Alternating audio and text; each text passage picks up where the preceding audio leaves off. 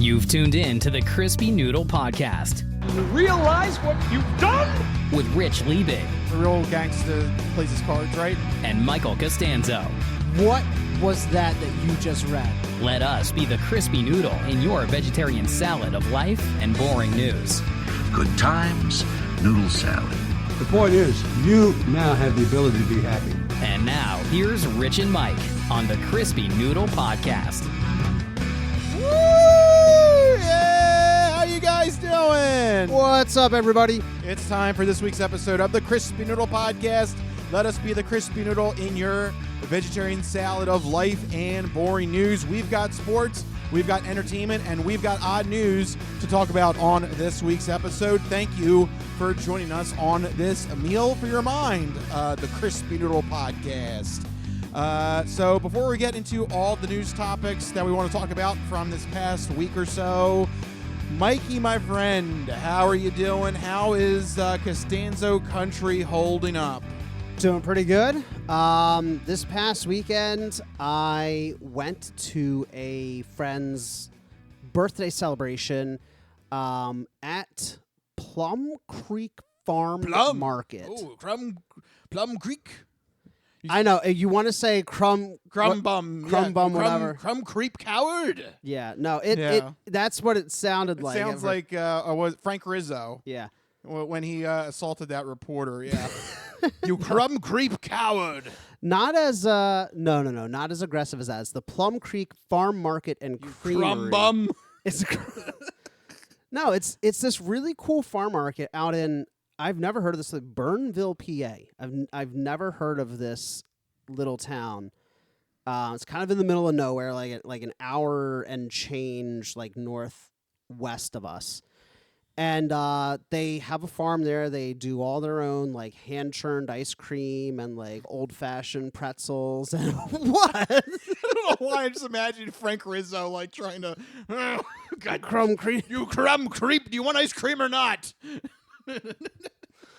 But, no, he was not there. But how many scoops you want? 1, 2, 3. How many scoops? It takes all of you physically. 1, 2, 3. All of you. But, yeah, no, he was, it was a good time. I just don't even know what to say to that. It was a good time. It's a great clip. Look it up if you get a chance. Frank Rizzo with the camera, with the ABC News anchor. So aggressive. Yes. Yeah. Unbelievably aggressive. No, much less aggressive at the farm market. A bunch of lovely people with a bunch of local, like, products from farms in the area. There was, like... locally made cheeses and ice creams, and the soft pretzels were the best soft pretzels I've ever had. They came out like steaming. Yeah, like they must have made them like fresh to order for each person, because when I got my pretzel, it was still like steaming when I like opened, like I broke off a piece. It was like still like steaming on the inside. It was delicious. So yeah, I went up there to check that out. And I also got the Switch 2, so I did a little bit of Switch 2 gaming. You're there now, Mr. Switch 2. I'm there, Switch 2, yeah. So, but I'll get to that. You weren't one of the ones that were camping outside, were you? No. It was easy to get a pre-order on Target. I don't know. It was way easier than the PlayStation 5, but yeah, I got that. I'll get to that later in the show, though.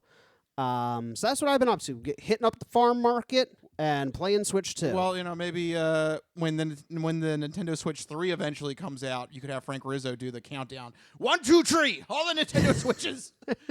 We're going to play all of them. Down this alley, over here. Down this alley, over here, yes. Yeah. So, wait, I think I pulled up the right clip. I don't know. I'm just doing this on the fly here. I think this might be it. You're a crumb creep. Yeah. I want to fight you. But you don't have the courage. You're a real crumb bum. Put that on camera. You're a creep. Get away from me. Well, sir, I'm on the public street. I should be authorized to be here. I'll break it over your head. Get away from me, you crumb. There is a You're woman here. a crumb creep coward. I want to fight you. Why is that? Because you're a crumb creep lush coward. You don't even know me, Mayor. You are a lush, I can tell by looking at you. I was a cop all my life, and I know a lush when I see one, and you're a lush. You're a creep. Get away from me.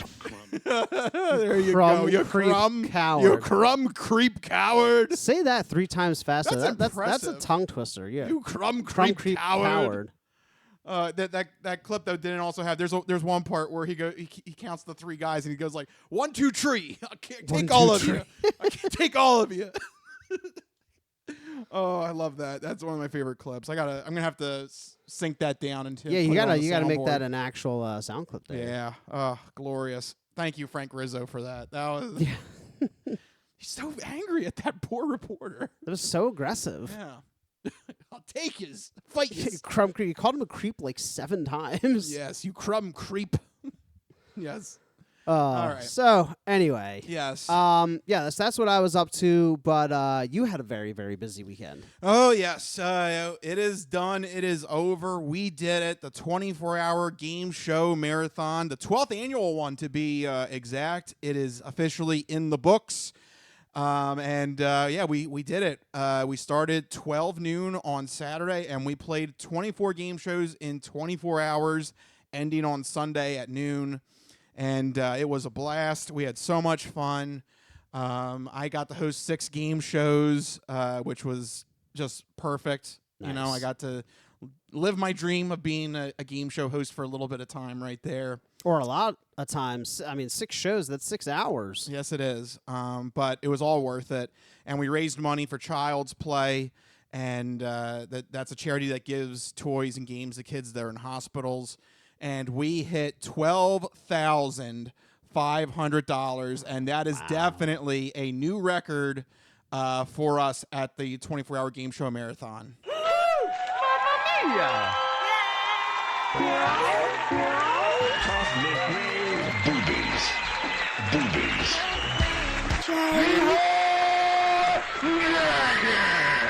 Well, this guy think he's an Indian? Like fresh eggs?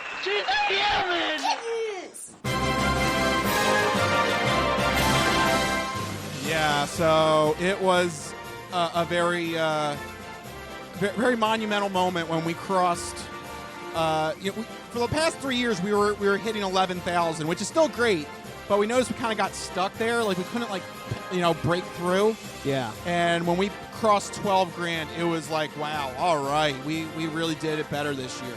This is, I feel like you've broken your record several years in a row now, Yeah. or close to it, I think. Yeah.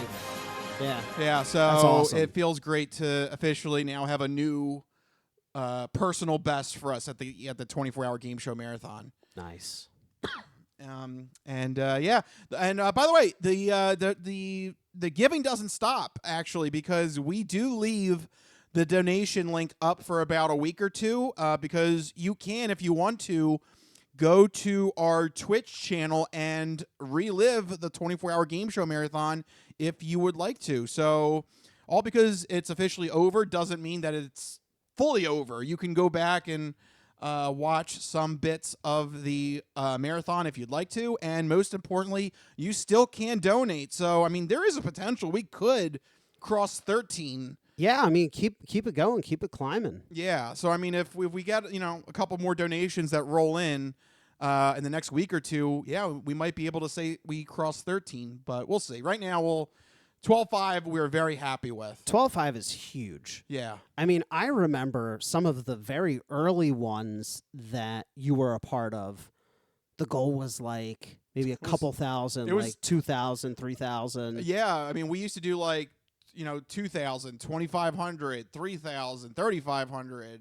And now it's now like we're hitting 5 digits. Yeah, it's if you don't hit 5 digits, it's like, whoa. It's because you guys have been over 10,000 the past several years now, that's some big chunks of change right there. Yes.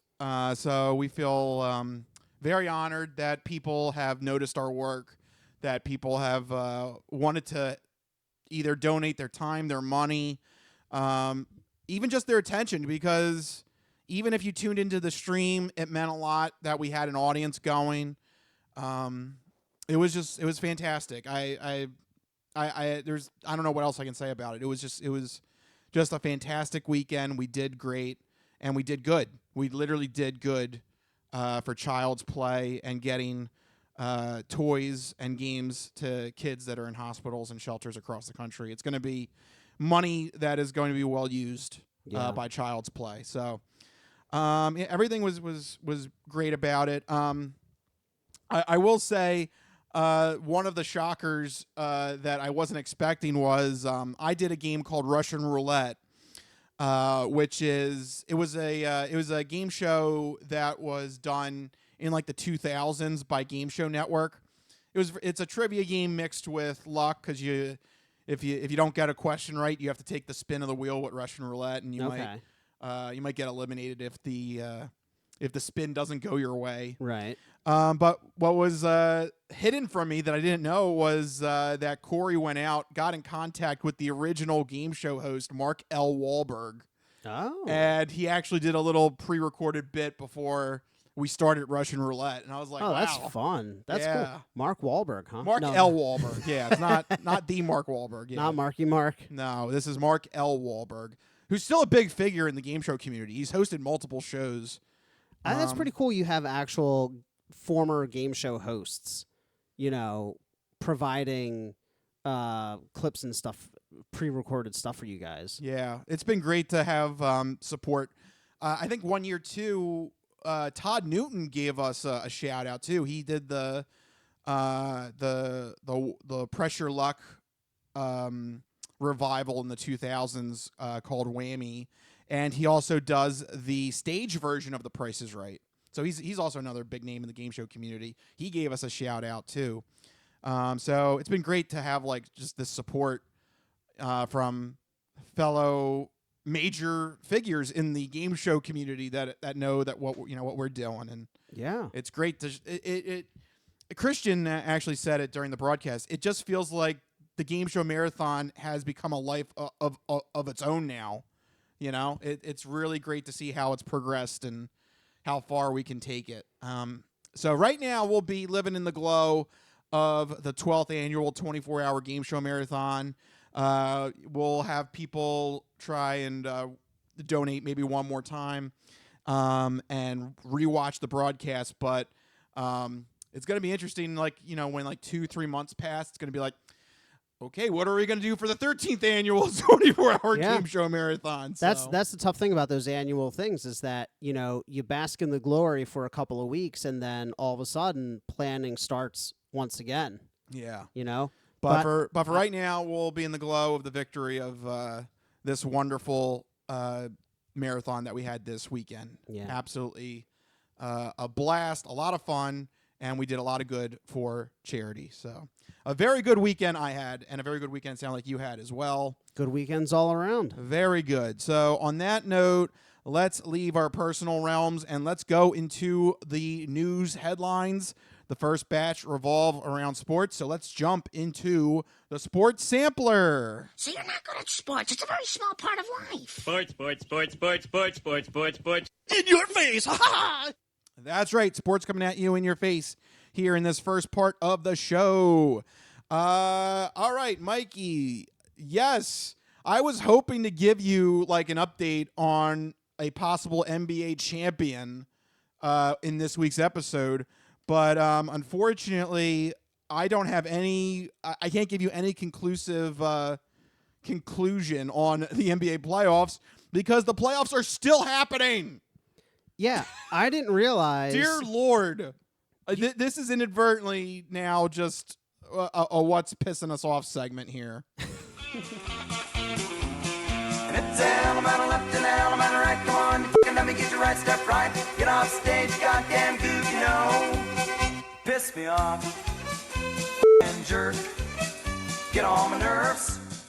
Yeah, this is an officially what's pissing us off segment here because literally, let me go back to the start of the actual playoffs.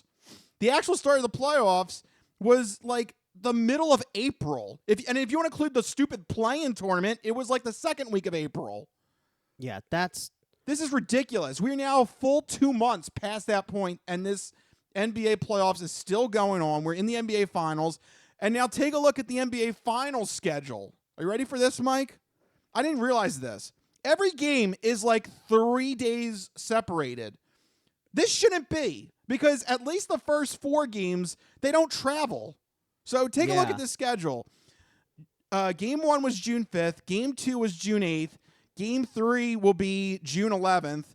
Game 4 will be June 13th. Game 5 is June 16th. That's the minimum, because right now both teams have at least one victory. Right. So that's the minimum. This is going till June 16th. If it goes into Game 6, that's June 19th. If it goes a full 7 games, it's not until June 22nd that we won't know who the NBA champion is. Now, I don't follow the NBA that closely, but I have watched NBA playoff games in the past, and I feel like they never took that long. Right? Me too. I feel like they What you haven't just either. described there, if it goes to a Game 7, the NBA Finals will have taken about 2.5 weeks to complete. That seems like a really long time. The whole month of June, just about. Yeah. That's ridiculous. Yeah, that's Why? And also to have your playoffs run from roughly mid-April to mid-June, that is a full-ass 2 months for playoffs. That's like a lot of time. Yeah. I don't understand why it needs to take this long. This is ridiculous. Are things for us skewed because we're both primarily, our favorite sport is football, and we're just used to things moving a bit more sprightly with them? Shorter seasons, shorter playoffs? No, I think this is a fair criticism, because if I remember correctly, at least the World Series, I don't remember the World Series doing stuff like this. Yeah, I agree. The World Series, if they're not traveling, I think they play maybe like 2 games in 3 days, or maybe 2 games in 4 days. I can understand if you're traveling. If you're traveling, then you need the extra day to get everyone situated in the city and all that stuff. No, you're absolutely right. I just looked up at the 2024 MLB World Series. Game 1, October 25th, October 26th, October 28th, October 29th, wrapped up by October 30th. Thank you. That is 5 days for 5 games. There you go. Just about. That's what it should be. Yeah. This is ridiculous that the NBA Finals is taking all of June. Come on. No, that's crazy. That's crazy, because here you have another example of a sport that plays series, that has a really long season, and they can wrap it up in a week. Yes. There's no reason that 7 games should take from June 5th to the 22nd. That is 17 days. Yes. That's an insane amount of time to play 7 games, especially in this new era. I know this is going to push your buttons of load management. Yeah. What load are you managing when you have 3-4 games off, or 3-4 days off between games? Yeah, it sounds like the load management's already being done for you. Yeah. This is just more ammunition to prove that basketball is far inferior to other sports out there, namely football. But also another example of how I don't think basketball will ever fall to the 4th spot in the Big Four. I think it solidly holds that 3rd spot just above hockey. Yeah. Strictly because of California. But you can tell that they are really desperate for eyes on their product. The fact that they're stretching it out so long. I understand from their point of view, right? They're saying, oh, the longer we stretch it out, the longer we build the hype, the more eyes we can get on ads and on headlines and creating a media circus and selling jerseys and tickets and yada, yada, yada. But I think that there's a balance, right? I think that, sure, you want to dominate the airwaves for as long as possible, but I think people get tired if it takes too long. I forgot it was even happening. I was at one point I was like, okay, I guess the NBA playoffs is happening. And then after a month, I just assumed it was over and I missed it. Yeah, that would be something you would believe. Yeah. I was like, oh, I guess it wrapped up. I don't know. Yeah, Mike, you missed it. The Seattle Supersonics won it. Yeah, I missed. I was like, did nobody just report? I guess I missed it. Literally. And then the other day I saw Who's your favorite player on the Seattle Supersonics, Mike? Bob Boberson. I don't know. Yeah. That team doesn't exist anymore. No. You're right. Damn, you got me. The Seattle Supersonics rip. Yes. Oh, man. What did they? They're who are they now? The The Oklahoma City Thunder. Okay, that's yeah. what I Which thought. they are in the finals. So I thought they were going to move them too. Didn't I hear murmurs about that at one point? what? Oklahoma City Thunders. No, they're staying. They're pretty entrenched there now. Yeah. But anyway, yeah, it's just ridiculous. Yeah. Yeah. So Honestly, I wanted to get that off my chest. Yeah. I don't understand why it's taking this long. We might not be able to report about it for another week and a half, 2 weeks. What did I say was the game 7? June 22nd. June 22nd. That means What day is that? that's not this Sunday, but the Sunday after that. So there is a possibility I might not be able to tell you who the NBA champion is for 2 more podcast episodes. That is such a long time. Yes, that's ridiculous. That's an insane amount of time. For just a simple 7-game series, that is ridiculous. I hate it. I don't like it. Stop it. NBA, stop it. Basketball sucks. Yeah, come on. Hasn't been good since the 2000s when Allen Iverson played. Watch out. MLB's going to come for that number 2 slot and going to stay there because, I didn't put this on the rundown, but Rob Manfred, he is not afraid of change. We should have put that in. I think, Rob Manfred, he is angling to be the number 2 sport in this country, right? Everybody knows NFL's number 1. Yeah. They're number 1. But that number 2 slot, that's up for grabs. And he is open to ideas, including the idea of robo umpires. He's actually going to pitch it to an owners meeting this year, which means that if it does get passed somehow, which I don't know, it might fail with the way some of the owners are, but if it can get through, it could be implemented as early as 2026. Yeah. NBA, you better watch out. Baseball's coming. I think that They are willing to change. It has finally struck through the main arteries of the MLB network. They've realized they have got to adapt. Yeah. Between the pitch clock, Yep. between some of the way the postseason is done. They expanded the postseason. Yep.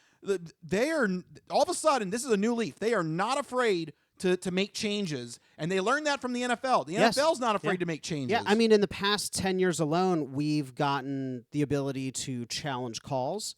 We've gotten pitch clocks. Yep. We've gotten other game time management rules to help keep things moving along. And there were some other rules changes they made too. Didn't they do something with the designated hitter? At one point? Universal designated hitter. Yeah. So they're making strides to modernizing the game in ways that will make it more entertaining to watch. Because at the end of the day, these are products that a big corporation is trying to sell us. The NFL is a product. The MLB is a product that they need us to buy into. That is a source of entertainment, so they're trying to make it entertaining. And basketball, for whatever reason, they don't seem to grasp that concept. They water down their playoffs. They water down their draft. They water down the scheduling. They water down the talent that's on the court by allowing all of these, what the hell are they called? Load management things. They're watering down their product. And they're leaning on the fact that it is the cheapest sport to play in America, right? Yeah, that's true. Yeah, They're is like, true. we don't need to do any marketing because there is a hoop attached to a board somewhere in a city park. Yeah. And, that is a freaking shame because you're right. MLB is taking strides. NFL has been killing that aspect. Hockey is a very weirdly niche, very passionate sport, but basketball is just kind of we're fine. And that bothers me. Yeah. That the fact that you brought that up got me thinking on that. That just bothers me. Bring back the pissing me off thing because that's pissing me off too now. Yeah, it's just. Yeah. So there you go. A random what's pissing us off segment to start this week's episode of the Sports Sampler. Let's get to actual news headlines that did happen. This is the big one. My 5% dream is officially over. Aaron Rodgers has finally put pen to paper, and he is finally signed with the Pittsburgh Steelers. Oh, good for you. Yeah, it took them long enough. About freaking time. Yeah, that 5% went to 0% with the Oh, news. good for you. Yeah, with the news that Aaron Rodgers has signed a 1-year, $13.6 million deal with the Pittsburgh Steelers in his last gasp of relevancy before they put him out to pasture. The deal includes $10 million in guaranteed money, and it can actually increase to about $20 million with incentives. He probably won't hit those incentives if they are practice related. Nope. But he doesn't need the money. He just wants to be relevant again. But I saw this tidbit, which I thought was very damning. Reports said that Rodgers was the third choice for the Steelers behind Stafford and keeping Justin Fields. So they wanted to trade or sign Stafford. They didn't get that done, obviously. Stafford stays with the Rams. They wanted to retain Justin Fields. That didn't work out. Nope, Jets gave him $20 million. And then all of a sudden, it's like, well, crap. We got to go with the third best option. What does that say about the league's view of quarterback Aaron Rodgers, that a team desperately in need of offense, desperately in need of a quarterback, was like, he is our third option behind Justin Fields and the longest of long shots, Matt Stafford. Like, they knew they weren't going to get Matt Stafford. And then Justin Fields, I mean, what does that say about the league's view of Aaron Rodgers? Yeah, this is going to be an interesting season for the Steelers. I think this might be it. I think this might be the Is this the year that gets Mike Tomlin fired? I think it might be. Do I sound a little too giddy about that? No, yeah, I think this is it. I can't wait. I can't wait. My football brain is just you're putting in all these inputs. I can't imagine this succeeding. No, it's not going to work. Mike Tomlin is a hard ass, and Aaron Rodgers doesn't even want to practice. You have that factor. The offensive coordinator, he's also very stubborn. He's known he jettisoned Justin Fields and Russell Wilson. Yeah. Like, just like, oh, yeah, sure, get rid of them. I don't think they're that good. What? Yeah. Okay. Like, this whole situation does not seem like a smooth Steelers transition. No. It's going to be a bumpy ride. This feels like a powder keg waiting to explode. Let me tell you, that defense better show up big time in 2025. Yeah. Because that might be their only hope to stay relevant. Especially, I know I say it a lot because it seems like it isn't as competitive, but that division is very competitive. Yeah. Like, even if the Bengals don't have a winning record, they're still a good team. Oh, the Bengals are going to have a winning record this year. I think so. I think they're going to bounce injuries. back. They had a lot of injuries happen to them last year. Yeah, they're going to bounce back. The Browns are really the only weak team, but even they weirdly have some talent around them. They're just bad at putting it together. Yeah. It's a really competitive division. And obviously you have the Ravens. Well, yeah, that goes without saying. They're always like the Super Bowl favorite, and then Lamar Jackson's like, wait, how do I play football in the playoffs? I don't remember. No, they keep running up against the Chiefs. Yeah. That's usually their issue. So it'll be interesting to see what the Steelers do. But the other team that was, of course, always in the conversation to acquire Aaron Rodgers was the 5% Minnesota Vikings. Yeah. You really love that narrative. This report that would have been so funny. This report also came out, though, that the Vikings passed on him because they view this as their 3-year window to win a championship with J.J. McCarthy on a rookie deal. Right. So they were like, we don't want Rodgers to ruin that window. They want to capitalize on this. You just see teams but around it would have been so funny. It would have been so funny. It would have been very funny. That would have been so great to see. The Farvolution. Yeah, and then it was just a few pictures and then a tax defrauding scam in Mississippi.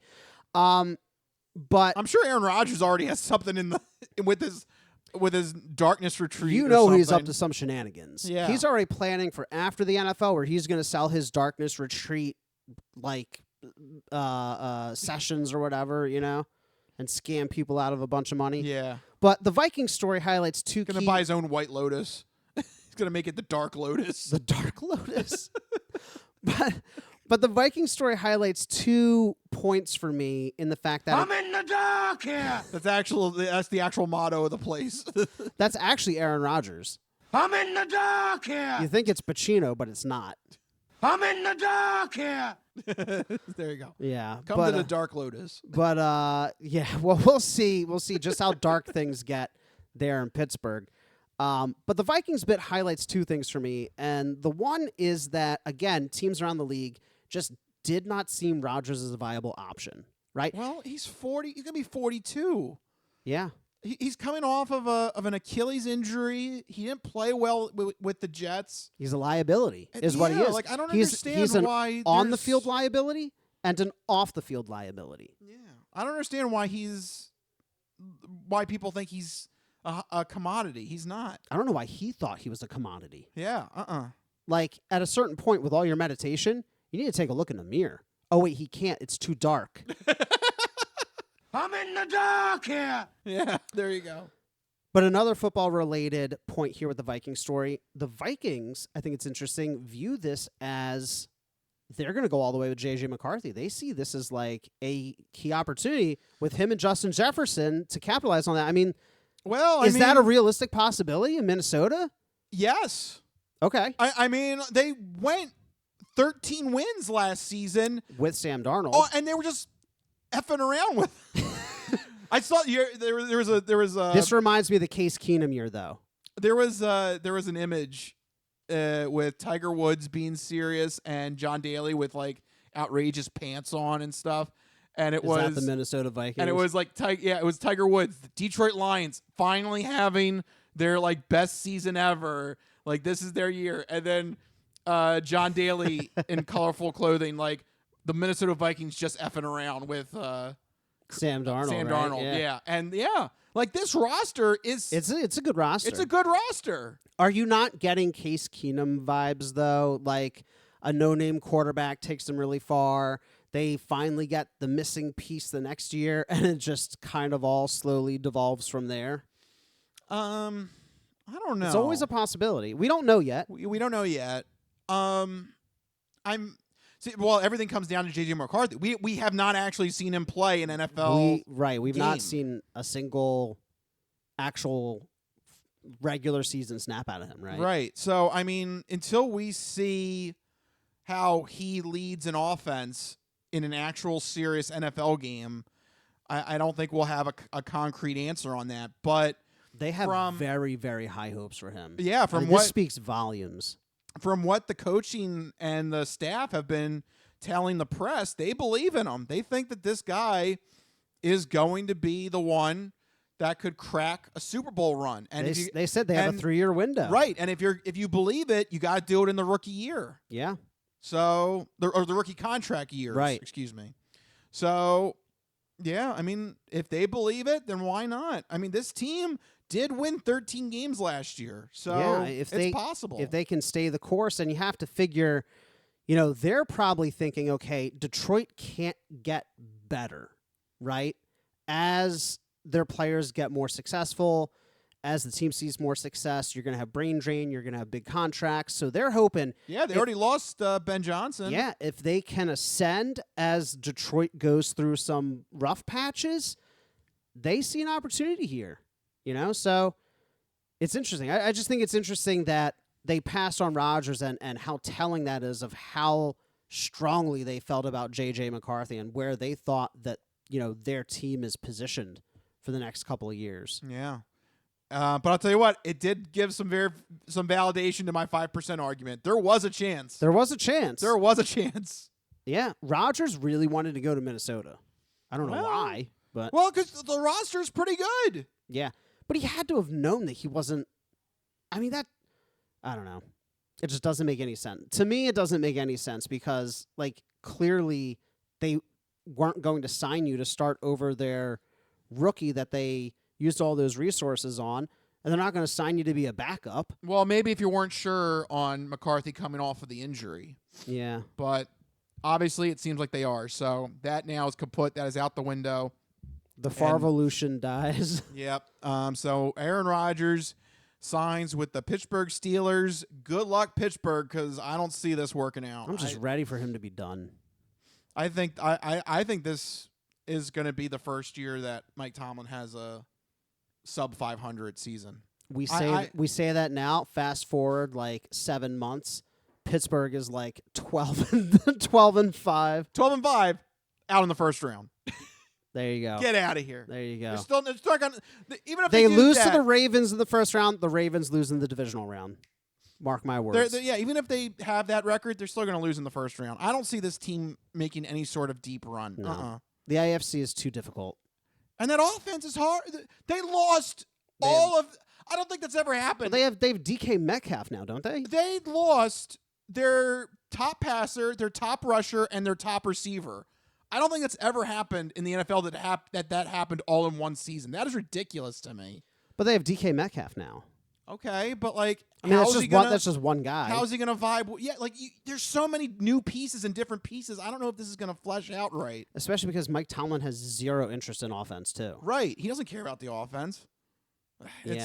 I don't know. It's a bad situation. I don't.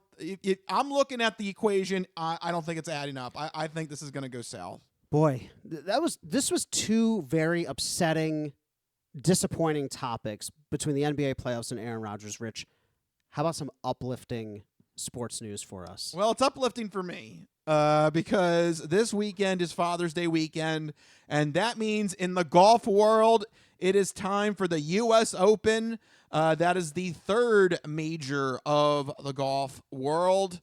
And it's going to be played. Speaking of Pittsburgh, it's going to be played outside of Pittsburgh. Oh, there you go. Yeah. Maybe Aaron Rodgers will be there. Maybe taking a few swings instead of practicing. Maybe. It's going to be played at Oakmont Country Club, which is notorious for being one of the most difficult courses to play in. There's a lot of long. I didn't know that Pittsburgh had such difficult golf courses. Yeah, there's a lot of long fairways. There's a lot of deep traps, deep sand trap. Like there's a lot of things that can go wrong in a round when you're playing a course like Oakmont. It is notoriously one of the most difficult courses to play. So it's very appropriate that a major championship will be hoisted this time on Sunday, on Father's Day. But I know what you want to get to, Mike. Who should we expect to be in the running? Yep. With a tough course like you just described, does that benefit any particular golfer, or like who's leading the odds right now? Well, I mean, without you know what to expect if you've been following golf. It's Scotty Scheffler. Yeah. I mean, he's been having Dude's on fire. Yeah, he's been having one of the best runs we have seen in a golfer in quite some time. Just coming off of a PGA Championship win. He's on fire. Do you think he's well suited for a course like this? I mean, why not? I mean, he's been able to handle what these courses have been able to throw at him so far. And he doesn't get rattled either. Not really. Nope. Even when he gets arrested, he's still fine. Yeah, he got arrested because he needed to make it to the game. You know? And he still finished top 10. Yeah. So according to bookie odds here, Scotty Scheffler is at 5-2. Would it be that? Yeah, that would be 5-2 because he's just under 3-1. So this is 5-2. So that's a heavy favorite for a whole field. Yeah. Next, usually don't see odds like that. No, that's a heavy favorite. Yeah. Next is Bryson DeChambeau at 7-1 because he's a power hitter. Okay. But also his short game has been starting to improve. There's a couple clips of him if you want to Google. He's been actually having a weird run of like chipping some short chips into the hole directly. It's been interesting. Oh. Okay, so dangerous at range and close up. Maybe he's finally putting the two parts of the golf game together here. Then we've got your Masters champion, Rory McIlroy at 11-1. John Ram at 12-1. Xander Schauffele at 22-1. Colin Morikawa at 25-1.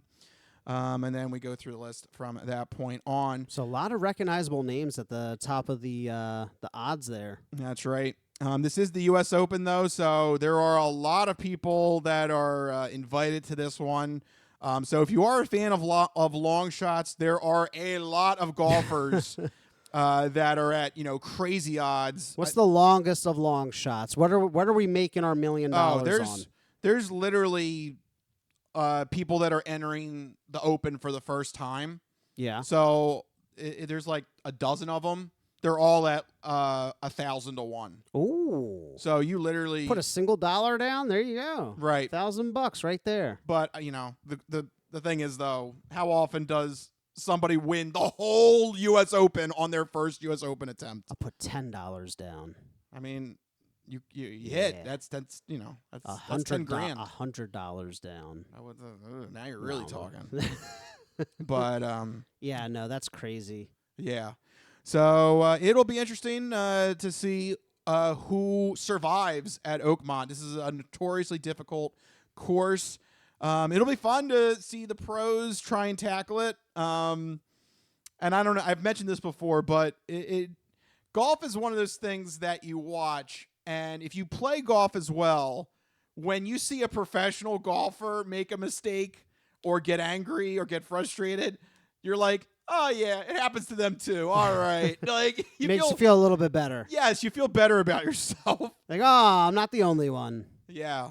Because 72 holes, something's going to go wrong. You don't have a perfect 72 holes, especially at a course like a course like Oakmont. It's very difficult to have. And then it becomes, how do you deal with those issues? Where is the reason why Scottie Scheffler has such strong odds, such favorable odds right there, is because he can deal with those types of situations, it seems, without losing his cool. At least recently, he's been performing very well, and he's the world #1 for a reason. He is just performing at a level that we haven't seen in quite some time from a golfer. So it'll be very interesting to see if he is the winner at the U.S. Open as well, or if somebody else new comes along from the field. So we shall see, and I'll give you the update next week on who is the U.S. Open champion.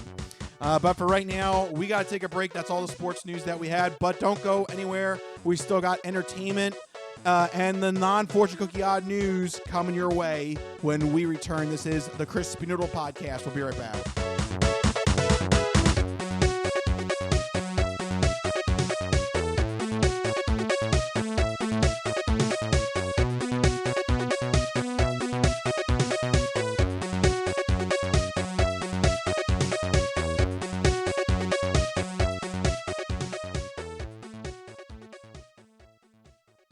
Ready for the weekend?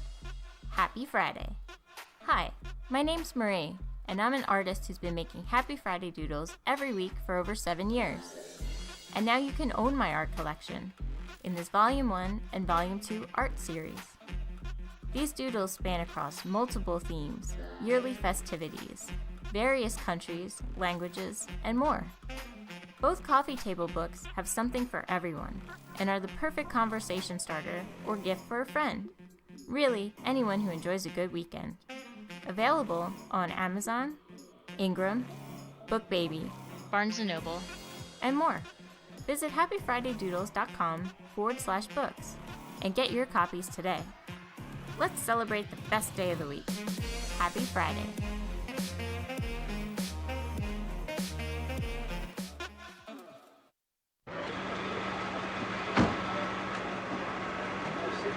Just a moment, you just assured me that I could speak.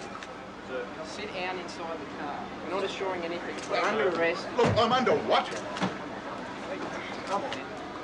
Gentlemen, this is Democracy Manifest. Have a look at the headlock here. See that chap over there? Get your hand off my penis! This is the bloke who got me on the penis before. Get some cups. Why did you do this to me? Hop in the car. Get some cups. For what reason? What is the charge? Eating a meal? A succulent Chinese meal? Oh, that's a nice headlock, sir. Oh, yes. I see that you know your judo well. Good one.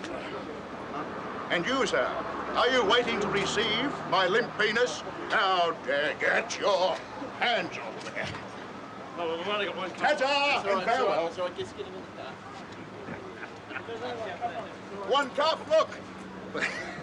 They even broke.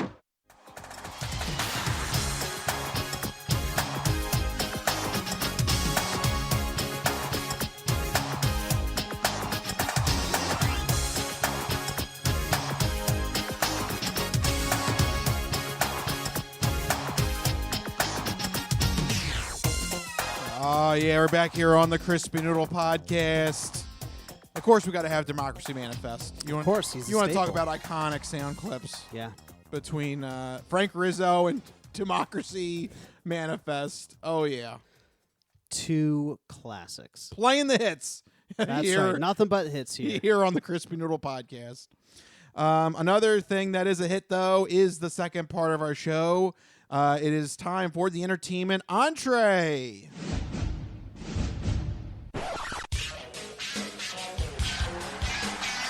And now, the latest in movies. The Simpson guy writes to movies. Dear Die Hard, you rock.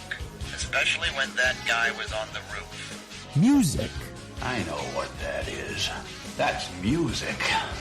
Video games. I'm Commander Shepard, and this is my favorite store on the Citadel. Celebrities. You really know Warren Beatty? Yes, I do. I took a leak next to him once at the Golden Globes. And more. You're the all-singing, all-dancing crap of the world. This is the entertainment entree. All right, we are officially in the entertainment entree portion of the show, and we're gonna kick it off with the segment where Mike is gonna let you know what you should keep an eye out for this upcoming weekend with new movies and TV and video games with Mike's This Week in Entertainment.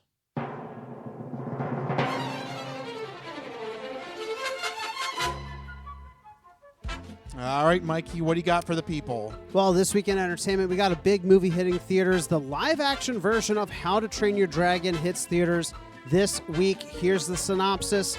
On the rugged island of Berk, where Vikings and dragons have been bitter enemies for generations, Hiccup stands apart. The inventive yet overlooked son of Chief Stoic the Vast, Hiccup defies centuries of tradition when he befriends Toothless, a feared Night Fury dragon. Their unlikely bond reveals the true nature of dragons, challenging the very foundations of Viking society. It is a fantastic, or the original animated version is a fantastic movie. So charming, inventive, fun. The music, the visuals, everything absolutely beautiful, and the story is wonderful as well. I hope that the live-action version lives up to the standards of the original. It's curious to me that they're doing a live-action movie just 15 years after the original movie came out. I feel like that's not quite enough time because yeah, that seems pretty quick. Especially since the original animated trilogy just wrapped up. I think it was like 8 years ago. It like fully wrapped up the third movie 8 or 9 years ago. So it just seems like a pretty quick turnaround to live action.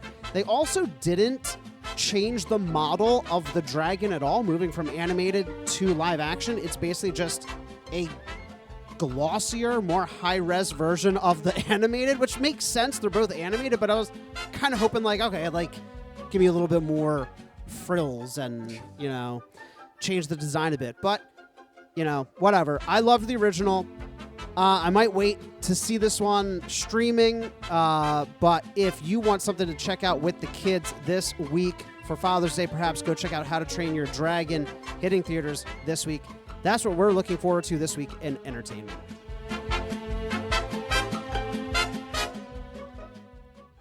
All right, Mikey, thank you for that segment this week in entertainment. Let's get to some entertainment news. There is a lot in the video game sphere. Oh, yes. Let's start with, how about this? Let's start off with your review. It's time to learn about the Nintendo Switch 2. Mike, what did you do with it? Oh, there it is. This is it. I have it right here. If you're on the video feed, you can see the video. New Switch 2. Get that video feed up. Get that video feed. This is what you came for. Ooh. Ooh. Yeah. Yeah, no, I have the Switch 2. Oh, yeah. There you go. Yeah. I got the Switch 2. It looks fantastic. We cannot achieve much with so small penis, but you, wow, penis so big penis. So big, Nintendo Switch. So big, Nintendo Switch. Yeah, it is immediately larger than the first Switch. I'm holding it up in the video feed, so I don't know if people can really see or appreciate just how big it is, but I mean, Rich, put it next to your laptop. I mean, so I have a 16-inch laptop. That's more than almost 2/3 of your laptop. Yeah. So this is a 16-inch diagonal screen laptop, and this Switch, I think it's an 8-inch screen, so you can just see the size comparison. And the whole front of it, there's very little bezel. It is pretty much 100% screen. It's a beautiful looking device, very premium feeling. I'm very happy with the hardware.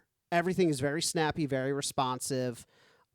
For owners of the original Switch, you know how painful it is to do anything that is not explicitly gaming, like go on the shop to buy a game. Forget it. Like just loading the shop and navigating it takes forever. Going into the Nintendo Online thing is like pulling teeth. Like doing anything that is not actively playing is torturous. That is not the case here. The shop is snappy and fast. The settings are fast. Everything is fast. Looks great. The rest of the hardware is very premium feeling. The kickstand is good. The new storage. I don't need an SD card with this like I did the other one. All my games fit directly on the device. How much storage? 256. Okay. So small compared to, say, like a PlayStation 5. But you're not carrying around a PlayStation 5. You're not carrying around a PlayStation 5. And also, Mario Kart World is not the same as God of War Ragnarok. It's not 107 gigabytes, Yeah. The coolest feature, though, obviously, is the magnetic Joy-Cons that I don't know if anybody can hear the clunk on the microphone, but it's got a very satisfying do it in front snap. of the microphone. Yeah. Ooh, I think that got through. It's got a nice satisfying snap. And I was worried about them staying on, but you really have to. I mean, you could try pulling it apart just by pulling that and pulling it off. It's like it's pretty tightly on there. Okay, so gaming, I'm gaming. Yeah, you have to hold in that trigger on the back and then pull it off. Okay. Yeah, it's pretty sturdy on there. Yeah, I mean, you'd have to really you would have to mistake the trigger underneath here and really yank it. Oh. Are we all of a sudden a ASMR? A video game ASMR podcast? I don't know about you, but that I don't know. That was satisfying. Did that come through? Yeah, I heard it on my headphones. I don't know if it's gonna show up in the final. Yeah. But yeah, that's the Switch 2. I will say though, I got Mario Kart World with the console as part of a bundle deal. Two things about that. One, it is the only game worth playing right now. So there is hardly any launch. It better be. It's coming out at $80 a pop. Yeah, well, that's the second point. So it's really the only launch game of note for me. There's some others out there. None of them are, it's a very limited launch library. There's a lot of upgrades. Nintendo's offering $10 upgrades for, Zelda Breath of the Wild, Zelda Tears of the Kingdom, the Kirby games. They're all like $10 upgrades. I don't count those as launch games. It's just the other game, but glossier, and like Kirby has like a handful of extra levels, but I don't see that as being worth $10 to play the same game over again. So very limited launch library, which is expected, but still a little disappointing. And Mario Kart World, if you didn't get the digital version with the console, is priced at $80. So it's cheaper if you get it with the console. If you buy it physical, God bless, it is $90 physical version for Mario Kart World, which is, I think, a lot for a physical video game. I declare bankruptcy! Oh, Mike, you sweet soul. Because this is coming down the pike, and we already know it is, because on a related note, Microsoft announced that their first $80 AAA title game is going to be, out of all the games, The Outer Worlds 2, which I find completely hilarious because The Outer Worlds is supposed to be a critique on capitalism. Capitalism and consumerism, yeah. It's going to be the first game that's going to be charged with the higher price tag for missing the point completely. Yes. Wow. Thank you so much, Microsoft. Yeah, this is a new era of You games. couldn't write this. No. This is amazing. They could have picked any other game Yes. to take the first blow, but they picked the worst possible one thematically. But yeah, this is a new era of games, of $80 and $90 games. If you liked your special editions that were previously $100, they're probably going to be like $150 now.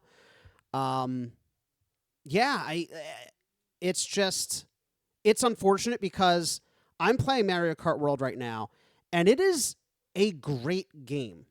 Like, the gameplay is sharp, like you would expect Mario Kart to be. The levels are fantastic. There's so much variety to them. They've redone some of the power-ups. There's new mechanics, like you can grind on rails, you can drive up, you can like do wall rides, a bunch of new stuff it seems. They have the open world aspect. That being said, it is not a $90 game. And nobody can convince me otherwise. Because when I booted it up, I'm like, cool, I want to see this open world Mario Kart. It is lifeless.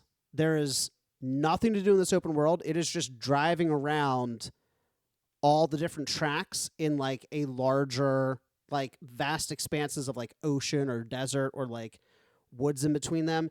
And you still drive like the normal off the track speed when you're driving through those open areas. So, you go really slow. Yeah, when you go off track, yeah. Yes. Well, you still go really slow even in the open. Like, it's open world. It's not a race. Let me drive at like full speed, please. It just makes it a little bit more. Yeah. And there's no rhyme or reason to the challenges or the missions. They're just kind of like time wasters. So I guess what I'm saying is that right now, this is hard for me to say because I actively own it.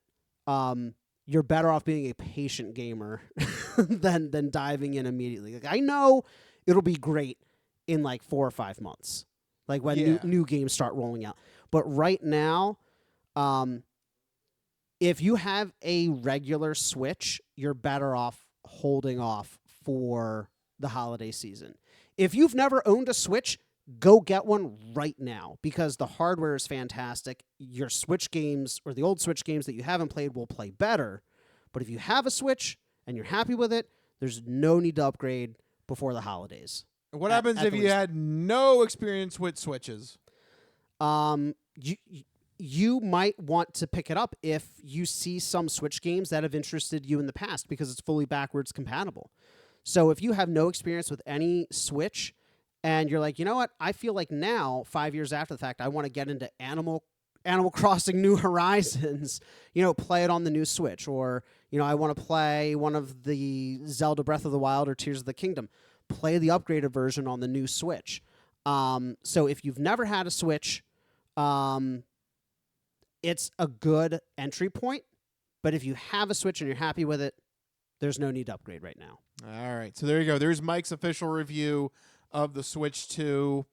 But there is another handheld device that we got to report on.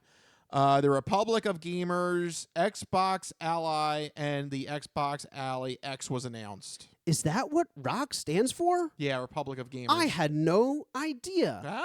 You learned something. The more you know, yes. Wow. Yeah, so, like Rich just said, Xbox... Oh, good for you! Xbox has a handheld device coming out.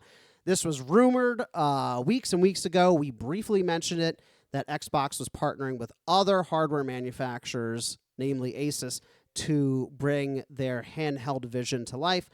What the ROG Xbox Ally does is it combines multiple game libraries into one Windows-powered device. So you get your Steam library, your Epic Game Store library, your Xbox Game Pass, etc., all on one device because this is, at its core, just a reskinned ROG Ally. It's not a dedicated Xbox handheld, and it's important to keep that in mind. It has the buttons, it has the controls, but what you're not getting is you're not getting a Game Boy Advance or Nintendo Switch. You're not getting a handheld device. You're getting a ROG Ally with Xbox branding. And what that means is that you're not playing Xbox games, you're streaming and you're cloud gaming. And you can play Xbox games that are quote-unquote play anywhere enabled, where you get the PC version with the Xbox version. So you'd be playing the PC version on your mobile PC, but you're not playing Xbox games. The evidence has been falsified. So does that make sense for everyone? You're playing PC games, not Xbox games. So It's about to get all stupid up in here. right. So I saw this post online where a Redditor was like, guys, only 6% of my library is playable. He had like 200 some games, but only about 18 of them were play anywhere, where they're Microsoft published and you get the PC version and the Xbox version with one purchase. Those are the only ones that play natively. The rest, you're streaming or you're cloud gaming. So, Rich, how does that sound to you? If you're an Xbox gamer, maybe you don't have a large PC game library. Is this at all of interest to you? Okay, that was easy. No, I don't understand. Yeah, this is a weird bastard device, it sounds like. I don't understand. Why wouldn't they do special hardware to play actual Xbox games natively? Yeah. That's the thing that's curious to me. Especially if you're going to label Xbox in the main title, it should have something to be able to play Xbox games. Because I guess the thing is, this is the first handheld with Xbox Game Pass on it. But, like, couldn't you hypothetically run your previous Xbox PC games on a ROG Ally before because it's just a mobile PC? Like, that's where I'm confused. I don't understand why the Xbox is in the title and then you can't play an Xbox game. You can, but it has to be streamed from your console, yeah. or from the cloud, which makes it a PlayStation Portal, which, by the way, fam, is $200 compared to the suspected $800 price point of the ROG Ally. Now, what? Well, it's a mobile PC. Oh my God! It's a mobile PC. No. That's some BS. I declare bankruptcy. Hey, listen. It's got 24 gigs of RAM, 1 terabyte of storage. It's a mobile PC. So you're paying for... This is all over the place. That's why I'm so confused about what this actually is. What is this Frankenstein device? Yeah. It has so much hardware, but it can't run Xbox games natively. And it's like $800 is giving me agita. Yeah. Was that you? I heard. That was me. Sorry. Excuse me. Hey, look. Wow. I really did hear that. Hey, look. We're in our mid-30s. It is late. All right? The agita. On a connected note, yeah. I think Christian said it during the Game Show Marathon. When we first did the Game Show Marathon, our like 2 grocery items that we needed were like soda, energy drinks, and like what is it now? Snacks, Pepto-Bismol and Tums. Now it's Tums and like antacids. You guys like, all right, it's hour 9. Tums. So yeah, we're all getting old. Yeah, we're getting up there. But news like this doesn't help, Rich. I feel like this news is aging me. I'm confused as to where this handheld fits in the market. The Switch 2 just came out. PlayStation has a very niche device with the PlayStation Portal. You already have the ROG Ally, so I guess Xbox benefits from people buying it because it's Xbox branded.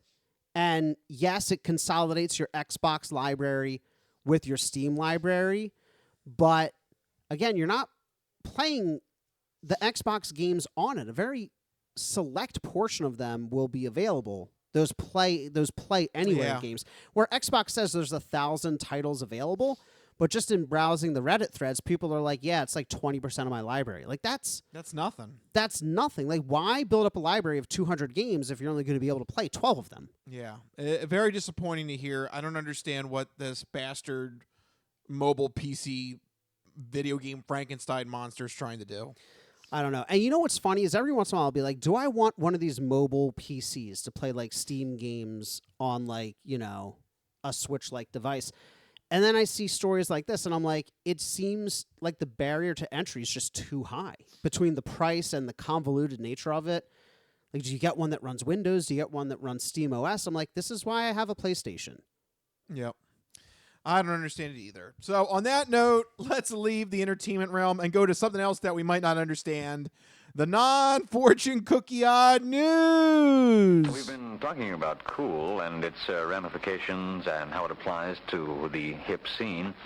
But maybe you could give us some examples now of the opposite of cool, uncool. Just exactly what is uncool? My nipples look like milk duds. Holy shnikes. It's time for the non-fortune cookie odd news. It's not of this world. I don't know exactly what it is or what it's doing, but this is not human intelligence, okay? It's not human intelligence we're facing! How you doing? Me? I'm doing great. Manda basata. I don't make this stuff up. I'll take a pound of nuts. That's a lot of nuts! That'll be $4, baby! You want fries with that? I seen the celery dance across the baseball fields. You had me at meat tornado. No, go past this part. In fact, never play this again. Okay.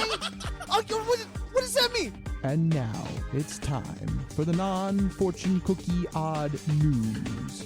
So sit back, get everything you need to get from the kitchen. Be sure and empty the bladders. Go to the bathroom because you're in for a hell of a ride.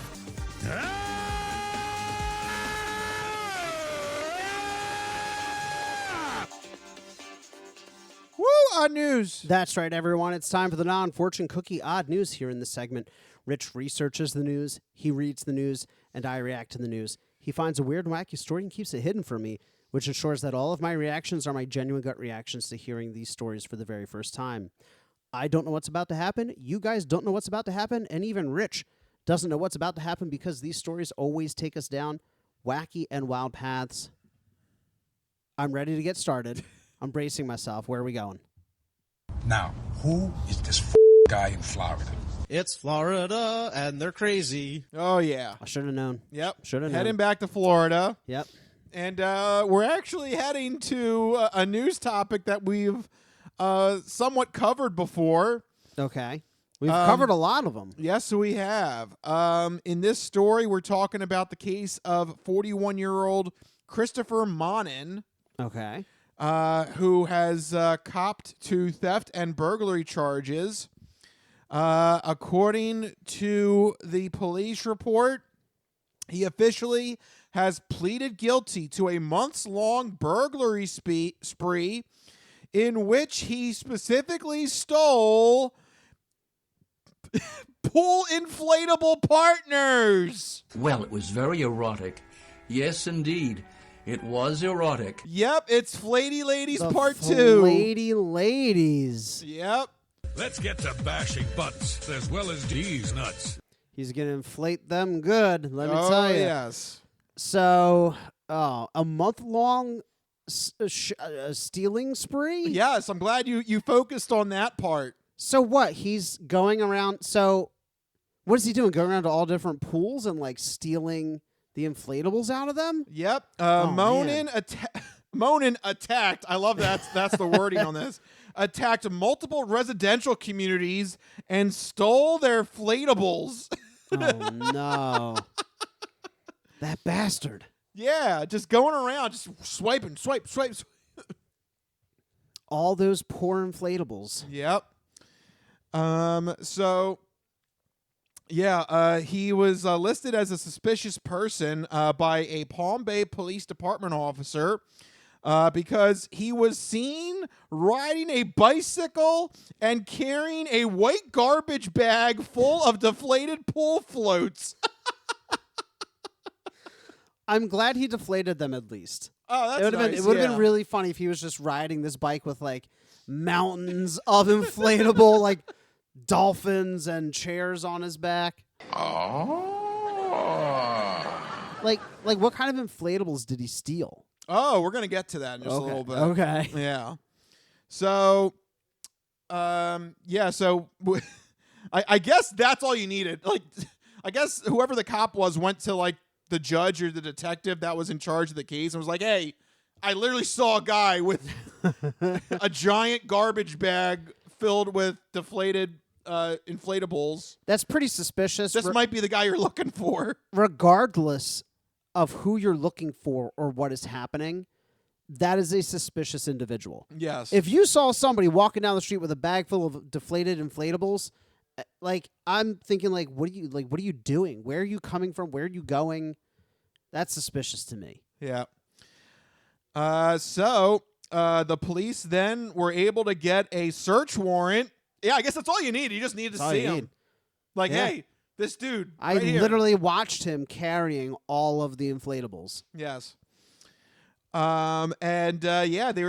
were able to get a search warrant onto Monin's residence. Here's a bad sign to start off right off the bat. The police noted that he didn't have a pool. The evidence has been falsified. Oh no. Oh no. Those cops are like, uh-oh. Uh-oh. They get to the residence, they're like, oh, this is bad. Immediately bad. Yeah, this guy does not have a pool, and he has all these inflatables. So, yes, that's when they were able to search his residency. And here you go.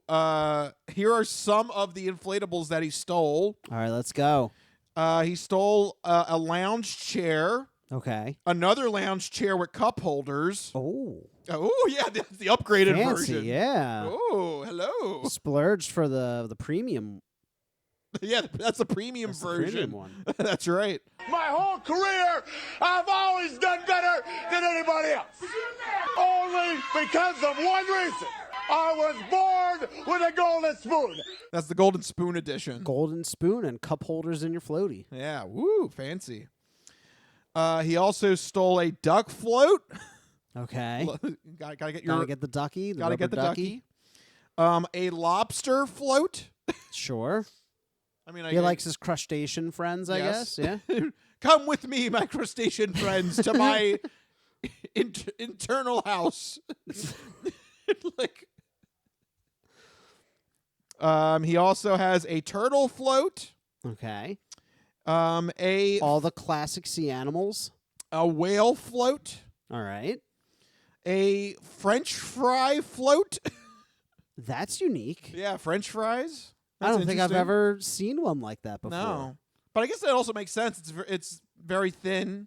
You could you sit so on it's it. just one. It's just one French fry is the float. I think so. Or is yes. it like a pack of French fries? I don't think it's a pack. I think it's like one. I think it's like a noodle. Like a pool noodle. I would imagine that's what it is. Okay, that's cool. A pizza float. Okay, we're sticking with the food. Yeah. All right. A banana float. Okay. Yeah, you could ride a banana in the pool. You sure about that, Mike? Well, it was very erotic. Yes, indeed. It was erotic. Look, I'm not judging what people do in their spare time in the privacy of their pool. But this guy doesn't have a pool. Oh, yeah, that's a problem. He's riding that banana in his living room. Whee! Yeehaw! Oh, my God. We're not done yet. Okay. An elephant float. Okay, that trunk. Whoa. A watermelon float. That's weird. Okay. I don't know. So is the elephant, I guess. That's not like a floating... I don't know. I guess I assumed all inflatables were sea animal themed or like tropical themed, you know? And then like no, so far it's either like animal or food. Or food. Yeah, that is weird. Yeah. Those are the two main You haven't said like categories. you haven't said like shark or dolphin. Like I was thinking like those are like wait, didn't I? No, I said a whale. You said whale, which is no different. Shark. No. Yeah. Yeah, you're right. He also has a bacon float. A lot of food. Yeah. I'll end it on this one though. He also had an inflatable that was shaped like Shaquille O'Neal. Okay, that one takes the cake as being the most unique. Whoa, what are you doing with that one? There was a bit of a nastiness last night, yes? Some very extreme nastiness, yes? Yes. But I want to know, was it just his image on a flotation, or was it like a life-size 1-to-1 scale, like like a giant 7.5 foot long I think you're inflatable. first. I think it's your more the first one. I don't think it was 7. Boo. He's trying to fit all this inside. He has 75 of these, Mike. 75? Yes. 75. That's so many inflatables. All inside. And when you inflate them, they get pretty big. Yes. That's a lot of inflatables. And he stole them and he's hiding them inside his residence. And what's he doing with them? Oh, yes. That is when the cops asked him why. And Monin said that he finds all of them, quote, sexually arousing. Well, it was very erotic. Yes, indeed. It was erotic. All of them? All of them? All of them? He's like, oh, yes, Mr. O'Neill. Yeah. Like, do you want to have, like, a relationship with Shaq? Some of them, I don't know. No, none of them. No. Like, maybe he's looking at, like, the more phallic-shaped ones and, like, ooh, like the French fry and the banana. And he's like, ooh, like, I don't know. I'm trying to understand the logic here, where he might possibly see some kind of emotional reaction. I don't know, but apparently this really gets him off. He says that at some point or another, he, quote, sexually gratified himself with all 75 pool floats. All of them? Well, it was very erotic. Yes, indeed. It was erotic. Something just came over me, and I took my clothes off. You said a month long. Several months. Oh, several. Oh, I thought it was just 1 month. No, this is several months. Okay. Because if it was just 1 month, that means he's banging 2.5 of them a day. No. That's a lot of inflatable banging. No, this was all over the course of several months. Okay. Not that makes it better, but yes, at least the aggressiveness of it isn't as, you know. Boy, he really finds these flatty ladies interesting. All of them. Although I guess we can't say flatty ladies because one of them was Shaq. None of them are ladies. Yeah, none of them are ladies. There's 3 categories. No, 4 categories. There are chairs. Yes, that's right. There were food, lounges. Animals, and for some reason, Shaquille O'Neal. It's his own category. Everything else makes sense, and there's just Shaq. Yeah, he gets his own little corner. Right? Because that's what you said. You said chairs, you said food, you said animals. That's right. And then Shaq. Yeah, Shaq is his own corner. Shaq's his favorite. I mean, why else would you steal Shaq? You know Shaq is his favorite. Yeah. Because that is the singular one. That is the one unique one. He's banging the Shaq inflatable while he's watching the NBA playoffs go on for 2 months. There you go. That's probably one of the first ones he stole. Probably. He needed it for the entire playoffs. Yeah. He also mentioned in the police report, this is according to his questioning, that, quote, I would prefer to do this instead of going after women. Like, why are these the only 2 options? Why? That's not a justifiable excuse. That's so creepy. This cannot be made good. It's shameful. It's a shameful day. Also, his phrasing there, go after women. Yeah. Is also creepy. Yes. Like, what? Don't worry. I if I do this, you won't have me on other serious crimes. Yeah, right. Like, what? Why are these? He's like, actually, officer, this is a pretty good trade-off. Let me explain. Like, what? Are you well? Clearly not. No, this guy clearly is not. It's okay. It's just inflatables. Yeah. Officer, the alternative. Come on. Yeah. And the officer's like, I guess. So here is the deal. Actually, you know what? Before I get into the finale, here is his mugshot. I got his mugshot there. Boy, I don't know what I was expecting, but I don't think I was expecting that. Yep, that's him. That is He's got this little mustache. That is Christopher Monin. That's the man of the hour here. He's got like really big hair. Yeah. Does he not have big hair? Yes, he does. Like for non-video watchers, this is another reason why you got to watch the video. Like his hair takes up like 3/4 of his total head. Yeah. No, tell me. I mean, correct me if I'm wrong. Like if you picture his side profile in terms of like a quadrant. His face is only... That was a good way to put it, right? Yeah, I love how you're really analyzing the mugshot. His actual face that you can see is only 1/4. It's only one of these quadrants. Like, there's so much hair. Like, it's so weird. Is his head that big, or is his hair just teased out? And his mustache is small. I don't know. Maybe it's not. Maybe it's a normal-sized mustache. But, like, compared to the hair, I was expecting something bigger. All right, well, there you go. That's Mike's mugshot report. My crack analysis. Yeah. So here's the deal. Christopher Monin worked with the prosecutors, and he has accepted a plea bargain. He didn't fight it like normal Odd News people. No.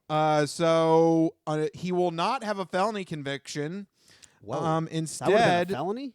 Well, I mean, he did steal 75 different floats, and he went on private property to do so in all these locations. That's true. Yeah. So, I mean, yeah, that definitely could have been some serious charges. Yeah. And then he had some fun with it too. Yeah. You can't really return these items anymore. Sorry, I stole your inflatable shack. I don't think you want it back. No. So as part of the plea deal, he is going to go to rehab. And you rehab something like molesting inflatables? Well, no, it's not that specifically. I think he was on drugs or something. I think that's what they're talking about. That does explain a lot. Yeah. So he's going to rehab. The defendant said that he was amenable to treatment. He is also going to be placed on house arrest. And he will also be on probation for 8 years. Wow. So, and he was fined $840. That's such a weird amount. Yeah, how did they get to $840? We need to talk to a judge. Did they determine that was the cost of the 75? No, that can't be. That's like cheap. Each for one is $10. Right? Yeah, no, that math doesn't math. I don't know. Maybe. I mean, how expensive is? I feel like inflatables are more expensive. I'm gonna look at Shack inflatable. But like some of them are like just a French fry. That can't be like. How much is a French fry? I'm looking up the Shack pool inflatable. Well, that one's probably expensive. Damn it, Mike! No, look up the French fry. All right. Well, I can't find the Shack one, so I'll look up French fry. French fry floaty. Triple floaty. F. French fry floaty. The French fry floaty. I don't know what. They're all cartons of fries. Oh, they are. Oh. But I don't know. Damn it, Mike. I'm doing bad research. I don't know what I. Okay, fry float. Whataburger? I don't know. Why? Whataburger selling them? What? You just go to Whataburger and you order one with your meal? It's over 4 feet long. It's a picture of a clip art carton of fries, and it's $22. Wow, I would not have guessed that. From Whataburger. Oh, all right. Well, I don't know. We got to talk to a judge or something. How did they come up with this figure? But yeah, he got charged with $840 as part of the plea deal. That's bizarre, but I guess I don't know. Yeah, he's got to pay something. They're like, he's got to pay something. How much money does he realistically have in his bank account? Yeah, right. How much can he afford to pay us? Yeah. Let's make him as close to destitute as possible, and then pull it back a little bit. Yeah. Maybe $1,000. No, let's go back down a little bit. $800. It seems a little low. $840. All right. There you go. That's Sounds the good. one. Sounds good, buddy. It's $810, a little higher. $820, a little more. $830, one more. $840, right on the dot. That sounds good. Yeah, a sequel to Flatty Ladies there. This guy loved those inflatable loved them partners. A little too much. Yeah. A little too much. I just love the fact he doesn't have a pool. Like, doesn't anybody be like, hey. You don't need a pool for what he's doing. Right. But, like, doesn't, like, a neighbor. Like, a neighbor's not like, that guy's bringing home a lot of inflatables. Yeah. And he doesn't have a pool. Like, again, suspicious. Right. Also, no. Anybody that has that many inflatables, even if you have a pool, that's too many inflatables. Yes. That is also suspicious. That's more than a football team. He could He could have started. That's more than a football. Every player on the team gets an inflatable, and there's some left over for the coaching staff. Yes. That's too many inflatables. Right. There's too many. That's a lot. It's 75 weird. is 75 a is lot. weird. Yes. I feel like public pools don't have that many inflatables. No. That's a crazy number of inflatables. Right. So What do you think the average number of inflatables per pool is? A dozen? A dozen? See, a dozen seems like a lot to me. I was going to say like 5 or 6. I don't know. Maybe a little bit more. Depends on the pool. Like, what atmosphere are we talking about? Like, I was thinking like your own your in-ground own? pool. Yeah, like a family's yeah, pool. that's probably. I was thinking like. You were thinking like a public pool. Yeah. Oh, okay. Yeah, like public pool, like maybe a dozen or so. Yeah. Maybe a little bit more. Right. And certainly not 75. No. Yeah. So there you go, folks. That's what I have for you this week in the non-fortune cookie odd news. Boy, wacky. That is an interesting kink to have, especially with Shaq. Those inflatables, man, it gets him going. He's like, oh, an elephant. Ooh, Shaq. Yeah, he loves Shaq. He needs to watch Inside the NBA and just enjoy that show Every day. Yeah, every day. He watches it every day with his floaty. He actually has his arm around him. Hey, babe, let's watch NBA. All right, that's enough. Yeah, Mike is making weird sounds. We need to end the podcast before it goes any more crazier. Thank you guys for watching our show. If you like what you heard, make sure you go to our website, thecrispynoodle.com. Make sure you follow us on social media, but most importantly, make sure you have a way to get the podcast sent to you every week. 2 main ways to do it. First one is on YouTube. Go to Crispy Noodle Podcast on YouTube and hit that subscribe button so you get the podcast sent to you every week. Second main way to do it is we put the video podcast up on Spotify, and you can listen to us on there, but you can also put Spotify on in the background, and you can also use Android Auto and Apple CarPlay to take us on the go with you with Spotify. So if you're driving around looking for some inflatables to steal and have your fun with, you need some background music for your inflatables. Yeah, you can take us on the go with you and listen to the Crispy Noodle Podcast on the go with Android Auto and Apple CarPlay. Absolutely. So many ways to check out the Crispy Noodle Podcast. But if you need to get in touch with us individually to share your sports, entertainment, or odd news stories, you can find us on Blue Sky. I'm at Mikey Costanzo, MikeyCostanzo. And I am at Rich Liebig, RichLiebig. Find us on Blue Sky there. Also, don't forget, make sure you send your last donations to the Game Show Marathon. The donation link is still open for another week or two, so help us try and get as close to 13 grand as we can. Go to GameShowMarathon.com and hit that donate button and help us out there. But for right now, let's wrap this up. This has been the Crispy Noodle Podcast. Let us be the Crispy Noodle in your vegetarian salad of life and boring news. That'll do it. We'll see you guys next week. See you guys. Later. Bye-bye, all you fine peoples. Good night.